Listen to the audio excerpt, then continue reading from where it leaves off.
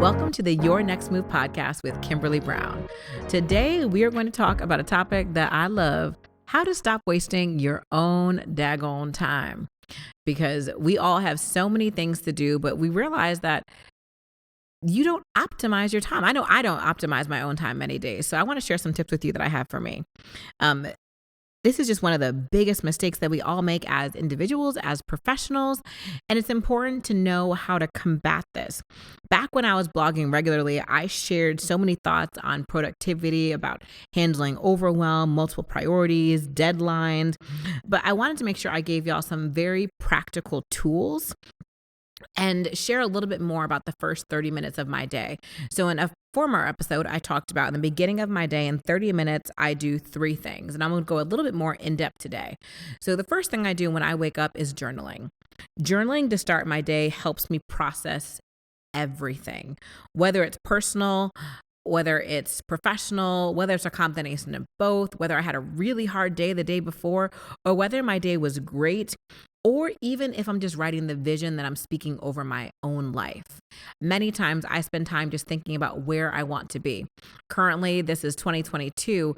I have a vision of exactly where I want to be on January 1st, 2025.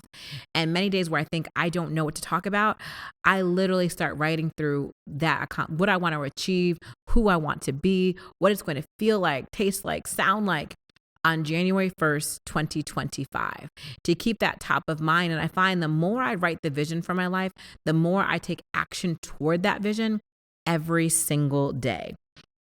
Number 2, I review my online system that manages all of my tasks, my team in ClickUp. Now, it was hard to get me in ClickUp because I'm a pen and paper girl, but now that I'm growing the Manifest Yourself team, ClickUp is crucial. I've got to use it to manage the tasks for myself, for my team, projects, more long-term things, not just things I'm working on every single day. And for all of you pen and paper people listening, please don't count me out now because I'm going to share what I do pen and paper as well. But in the past, I've used things like Asana, I've used Trello, I've used Todoist, and I really don't care which system you use as long as whatever it is, you actually use it. And in ClickUp, I have a few sections that I just want to highlight for you. So my favorite right now is my Braindom section. When I have random ideas for my business or my personal life, I literally dump them into my Braindom section. If you are someone who is a high achiever where your mind is racing, I know there are certain times a day where my mind is just racing with ideas. If I'm at a conference or an event or networking, I generally think of so many different ideas and I don't want to lose them. So I put them all into the Braindom section, and I have the app on my phone, on my business phone, and on my personal phone. So I can make sure that I put them into the section and later I can sort them to make sure that I don't lose them. I used to use sticky notes, but one may fall away. I could have cleaned them up. I think that I'm going to use them, and there's just a stack of all these notes. And if I get upset, they're all going in the trash. But in ClickUp, I can take them all and I literally can move them to share, like, these are things my assistant's going to do. These are things that are going to happen later. These are things that are happening right now. These are related to a certain project, and I can start to schedule them out slowly but surely and assign them to different people on my team. So last but not least, I just started using the Full Focus Planner by Hyatt, and it's also been super duper helpful. I've used a ton of different things in the past, but what I love is that this helps me plan out my day, but also my life. Because you think about how your business, your job also integrates into your personal life, and he calls this the double win. Many times when we're thinking about our goals, we're thinking about just that one achievement. We're not thinking about how that impacts my personal life. For me personally, I am someone who is on the go. I will drive myself into the ground. And I don't really think twice about it, which I know isn't healthy. I am working on it. I am surrounding myself with people who are helping me work on it. Prime example with this podcast with our team, we do about 20 to 21 episodes in 2 days. Now, most people say I'm a little crazy. Why I got to do it in 2 days? Because when I added up the hours in those 2 days, I could do it in 2 days. Do I need to do it in 2 days? No, I should probably add a third day. But me being me, I will run myself. So we're recording Tuesday and Wednesday, which means I probably won't be able to speak on Thursday. I will be so exhausted, I cannot think straight. Is that needed? Not necessarily. And I love the full focus planner because it also helps you think about your life. So for me, I started scheduling, giving myself a little bit more time for each episode. I made sure that I had lunch so that I can eat. I made sure I canceled other appointments. So I'm just focusing on this. And I know that may sound like, girl, you still doing too much. But for me, the first time I ever did this, I still had client calls in between episodes. I didn't necessarily get to eat the first time. I still had other things just happening. I wasn't able to be right here. And that's why I love the full focus planner, because it challenges you to think about how do you want to feel every single day, in addition to achievement, which is something that's very important to me. And it allows you to also pull your tasks over from previous days. You think about your week, you think about your day, and you pull things over. And in the beginning of the planner, you're literally writing down your personal goals and your life goals so you can see them all clearly. And one of the things I always say is I want to live a life of ease. I don't want to be stressed out all the time. I want my personal life to integrate into my business. And one of my coaches, he said that, let me make sure I get this right. He said that your personal life comes first. I'm paraphrasing because I'm messing it up. But essentially, he said you need to work on your personal life, and your personal life informs your business, not your business informing your personal. Many times when we're working, we're thinking about how we're making money. We let the business inform the personal, but it needs to be the other way around. Your personal life needs to be good, and your business falls into that as a piece of it, not being the other way where the business is the whole thing. And you could substitute that for your career. Other planners I've used that I've also loved, the Day Designer, Erin Condren, and the Productivity Planner. I honestly love them all. It's just right now I love Full Focus, but I could definitely go back to any one of those other planners if I felt that I wanted a change. So definitely recommend Full Focus, Day Designer, Erin Condren, or the Productivity Planner. So after my 30 minutes in the morning, kind of setting my day up, I like to review my calendar to see if I have blocks of time, like what is happening for work, what is happening in meetings. I have a CEO calendar that overlays on my other calendar. So it literally shows me when I should be working and when it's okay to have meetings, and standing meetings that I have. So my weekly therapy appointment, if I have anything else that happens, or if I don't want to take meetings during a certain time, all of that is there for me and also for my assistant so I don't overschedule.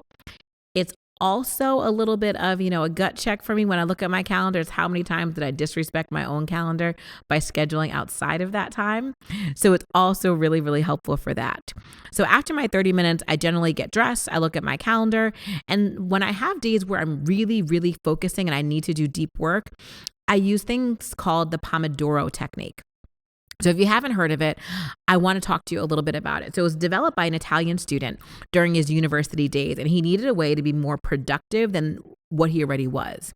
So he used his mom's tomato kitchen timer, and that's how the Pomodoro Technique was born. So I use this often just to get meaty tasks done, and it looks a little bit like this. So you decide on the task that you want to work on.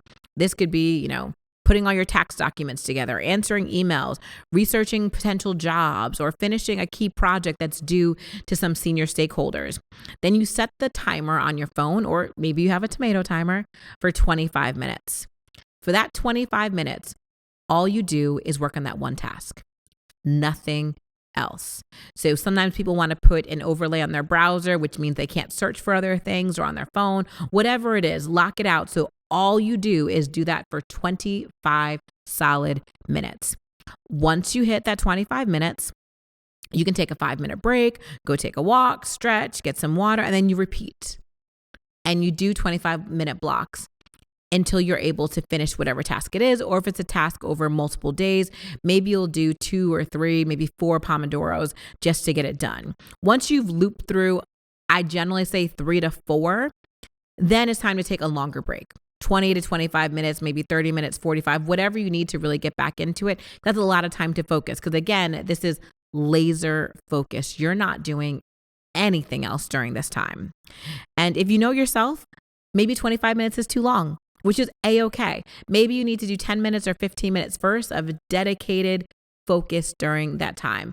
I know an example I always give is when it comes to meditation. I know meditation is really good for me, but I have a hard time focusing. So I can't go into like a 30-minute meditation. I can't. I started with 5 minutes, and now I could do about 10. but I'm not even ready to do 15 yet because my mind, I'm thinking about all the things. I immediately want to go into ClickUp and start looking at my tasks or working on something else. So for meditation, I'm really at like a good solid 10 minutes. And that's where I really end. So I want to recap for you today and talk a little bit about how to stop wasting your own time to make sure. So the key tips I want to give to you are plan. Plan for your success in the beginning of the day.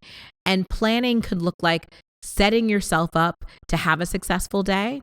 It could be you doing journaling. It could be writing your tasks down, whatever it is that you need to make sure you know what your day is happening. Also review whatever that plan is. So I don't want you to just do it up here. I want you to write it down or put it into whatever scheduling app that you're using. Then think about how you need to go through the work. Maybe you need the Pomodoro Technique. Maybe just schedule or calendar blocks work for you.